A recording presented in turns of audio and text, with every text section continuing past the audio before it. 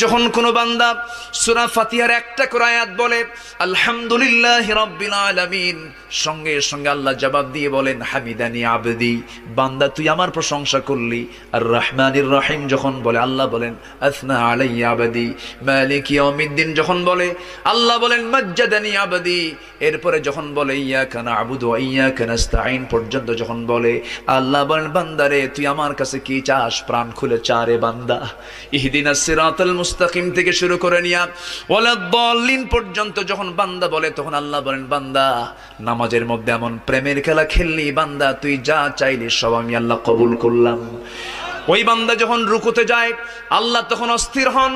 ওই বান্দা যখন সিজদায় যাওয়ার জন্য প্রস্তুতি নাই, সমস্ত ফেরেশতাকে ডাক দিয়ে বলেন ও ফেরেশতারা, এই বান্দাগুলো আমাকে দেখলো না, রাসূলকে দেখলো না, কোরআনকে দেখে হাদিসকে বিশ্বাস করে আমাকে খুশি করার জন্য তার সবচেয়ে সম্মানজনক